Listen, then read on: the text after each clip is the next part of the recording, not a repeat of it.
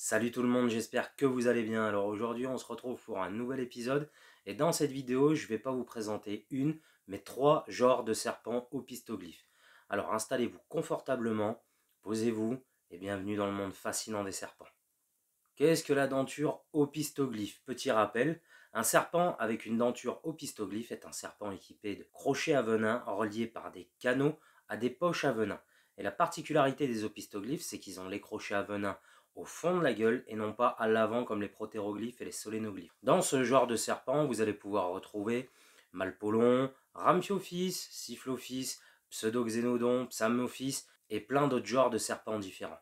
Mais aujourd'hui, je vais vous présenter Sifflophis, Pseudoxénodon et Ramphiophis. Et on commence tout de suite par le genre Sifflophis qui a été décrit par Fitzinger en 1843. Ce serpent fait partie de la famille des Dipsadidae dans laquelle vous allez pouvoir retrouver des serpents du genre Philodrias, Mussurana, Sifflophis évidemment, Xénodon, Xenopholis et Oxyropus. D'après le site Reptile Database, à l'heure actuelle, seulement 7 espèces ont été décrites pour ce genre.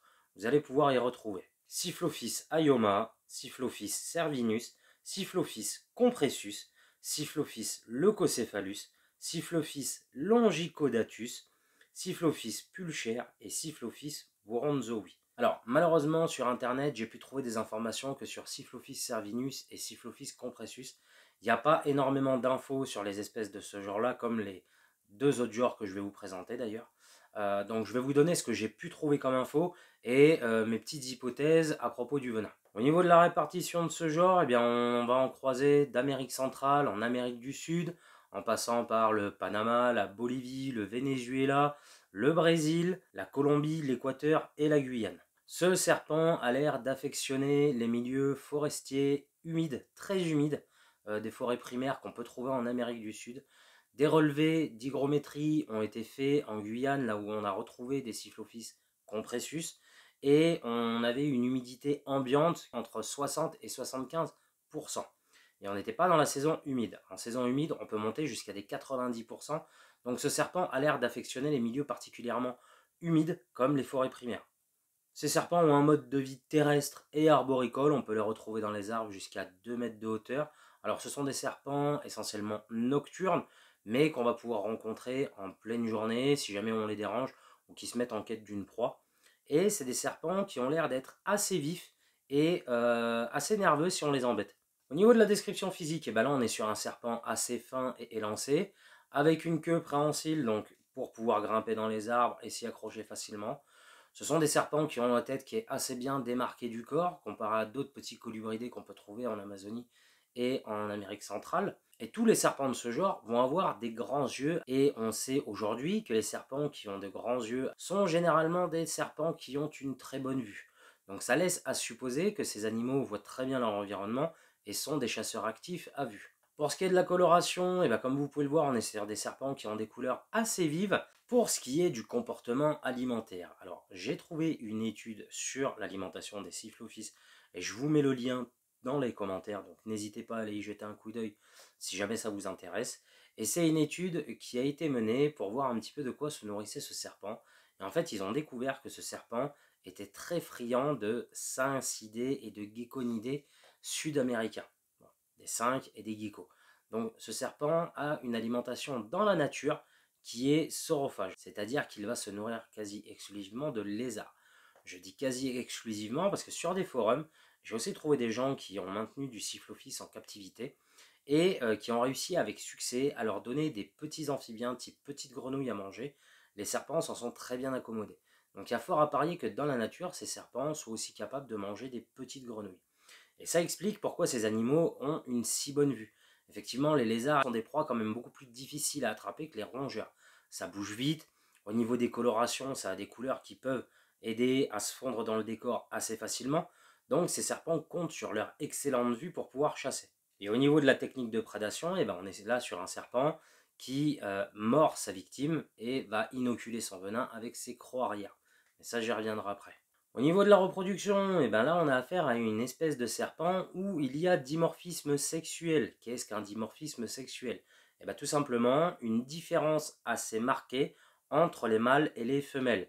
que ce soit la coloration, la taille, la forme du corps aussi peut différer entre les mâles et les femelles. Chez les serpents, beaucoup moins, mais chez d'autres classes d'animaux, ça existe.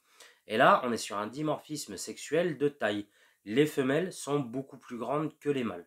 Voilà, c'est comme ça qu'on arrive à reconnaître un mâle d'une femelle. Ces serpents sont ovipares. Comme d'habitude, la reproduction va être régie en fonction de la saison. Alors, là où on les trouve, les saisons sont beaucoup moins marquées. Donc, c'est l'humidité ambiante qui va jouer un rôle de saison et qui va permettre aux serpents de pouvoir placer un rythme reproducteur. Vous avez une saison où l'humidité va être un peu plus basse. Vous allez tourner autour des 60-70%. Et vous avez une autre saison où l'humidité va être beaucoup plus forte et vous allez tourner plus à 80-90%.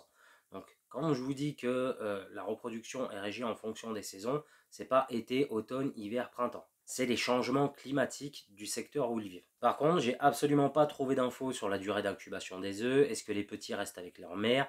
Est-ce qu'ils prennent leur envol tout de suite? Enfin, j'ai pas d'infos là-dessus. Donc, pareil, si quelqu'un a des infos, qu'il n'hésite pas à mettre le lien en commentaire, ça pourrait être très intéressant. Au niveau du venin de cette espèce, eh ben, j'ai trouvé absolument aucune info sur la composition du venin, la DL50 ou tout ce qui peut se rapporter au venin de l'espèce, voilà, ou du genre. Pardon. Par contre, on peut supposer plusieurs choses. La première, c'est que, étant donné qu'il n'y a eu aucune envenimation humaine sérieuse recensée, ce venin n'affecte pas les mammifères, ou en tout cas pas énormément. C'est un venin qui sera plus spécialisé sur les reptiles et les amphibiens, étant donné qu'ils semblent s'en nourrir sans problème. Et c'est tout ce que je peux émettre comme hypothèse. Au niveau quantité, on ne sait pas si on est sur des grosses quantités, on ne sait absolument pas la composition de ce venin, étant donné que ce sont des espèces quand même assez vives que ce serpent va chasser. Il y a fort à parier que son venin a une faculté à paralyser sa proie assez rapidement, mais pareil, ça reste du domaine de l'hypothèse. Ça, je ne vous l'ai pas dit en début de vidéo, mais on va faire une suite de vidéos qui parlent des opistoglyphes et leur venin pour essayer d'un petit peu mieux appréhender le sujet. Voilà pour le premier genre de serpent. On va passer au deuxième et vous allez voir, il est assez sympathique. On va passer à Pseudoxénodon qui a été décrit par Boulenger en 1890.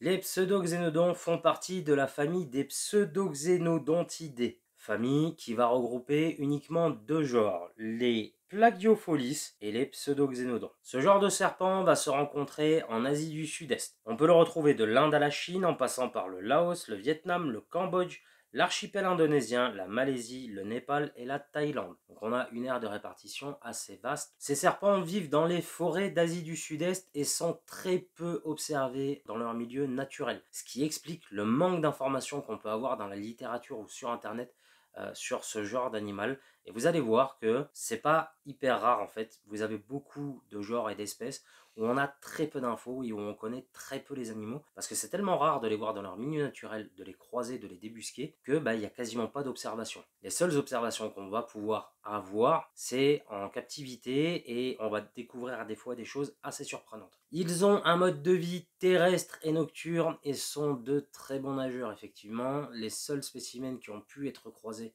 dans la nature, n'hésitez pas à traverser des bras de rivière pour pouvoir se mettre à l'abri de l'être humain. Donc on a affaire à de super nageurs. Au niveau de la taille, on n'est pas sur des grands serpents, entre 70 et 80 cm. On a une tête peu démarquée du corps qui peut faire penser à un petit élapidé. C'est assez marrant d'ailleurs. On a des couleurs qui sont assez ternes comparées au sifflophis qu'on vient de voir, qui leur permettent de se camoufler plus aisément dans leur milieu naturel. Et si jamais le camouflage ne fonctionne pas, ces serpents sont capables de déployer un capuchon à la manière des cobras, et vous avez des pseudoxénodons qui donnent tellement bien le change que pour un œil non averti, on pourrait avoir l'impression de se retrouver en face d'un juvénile Ophiophagus ana. Donc ce sont de très très bons imitateurs. Au niveau du régime alimentaire, eh bien là aussi, on est sur un genre de serpent qui va être friand de lézards et d'amphibiens, même si en captivité, certains éleveurs ont réussi à les nourrir avec du mammifère, mais ils vont avoir une nette tendance à plus se diriger vers les lézards et les amphibiens. Et ces serpents sont des chasseurs assez actifs. Ils vont chercher leur proie pour pouvoir inoculer leur venin et l'ingérer tranquillement. Niveau reproduction, pareil, j'ai pas trouvé énormément d'infos sur ce genre de serpent. On sait que ce sont des serpents qui sont ovipares, mais est-ce que la femelle couvre ses œufs, est-ce que les petits restent avec elle? On n'a absolument aucune info. Et pareil, au niveau du venin, j'ai absolument rien trouvé. Donc je pense que comme pour Sifflophis, son venin est assez actif sur les reptiles et les amphibiens. et beaucoup moins sur les mammifères, ce qui ferait que, à l'heure actuelle, nous n'avons aucune donnée sur des envenimations créées par ce genre de serpent. Et on en vient maintenant au dernier genre de la vidéo, un genre que moi-même j'ai pu maintenir en captivité. J'ai eu la chance de pouvoir avoir un spécimen adulte. Du coup, je vais vous en parler un petit peu avec mon expérience. On va découvrir le genre des Ramphiophis, qui a été décrit par Peters en 1854. Ce serpent fait partie de la famille des Lamprofidae, famille dans laquelle vous allez retrouver 8 sous-familles. Vous allez pouvoir retrouver Incertae sedis, Aparalactinae, Atractaspidinae, Lamprophinae, Prosiminae, Psamophinae, Pseudapsidinae, Pseudoxyrophinae. Des noms assez barbares pour ceux qui les entendent pour la première fois. Et notre Ramphiophis fait partie de la famille des Psamnophinae, donc famille. Vous allez pouvoir retrouver des genres de serpents opistoglyphes qui ont été capables d'infliger des envenimations légères à très sévères, comme Malpolon par exemple, ou bien encore Psamnophis.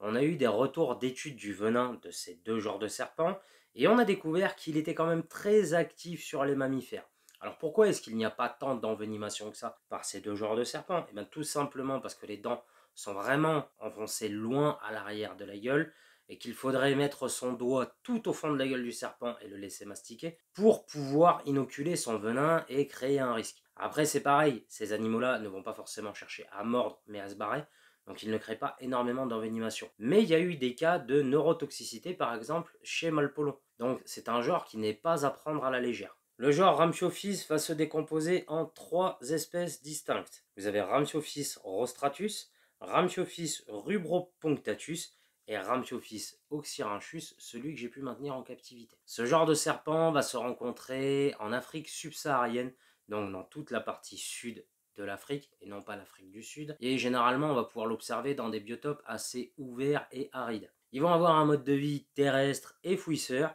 Moi, le mien, personnellement, en captivité, avait un mode de vie qui était crépusculaire, diurne. Hein, ça dépendait des températures. Mais généralement, il était assez actif en journée, fin de journée. On est sur des serpents qui vont mesurer de 100 à 120 cm, voire 150 cm pour les plus grands spécimens, avec une tête très peu démarquée du corps, un corps assez fin et longiligne, avec des grosses écailles, et ils ont une particularité anatomique assez surprenante, leur écaille au bout du nez est en forme de bec, et c'est ce qui leur a donné leur nom vernaculaire de serpent à bec. Et en fait, cette grosse écaille va leur permettre de pouvoir creuser des tunnels plus facilement. Et ça, j'ai pu l'observer en captivité. Et ça va leur permettre de se mettre à l'abri de la chaleur lors des journées les plus chaudes au niveau du comportement. Et bien, je vais vous faire mon petit retour d'expérience. J'ai eu un Ramphiophis oxyrhynchus à la maison durant 3 années. Et c'est un serpent qui m'a fait énormément me remettre en question. Déjà, ce sont des serpents qui sont très actifs. Et quand je vous dis très actifs, j'ai différentes espèces de serpents à la maison. Et il n'y en a aucun qui est aussi actif que cette espèce-là. C'est un serpent, dès que je rentrais dans la pièce, il venait à la vitre voir ce qui se passait. Il m'observait, il me regardait de loin. Dès que je me retournais vers lui, il prenait du recul, ça soufflait, ça tapait. Enfin, c'est des serpents qui sont assez réactifs. Et je pense que dans la nature, ils ont à peu près le même comportement.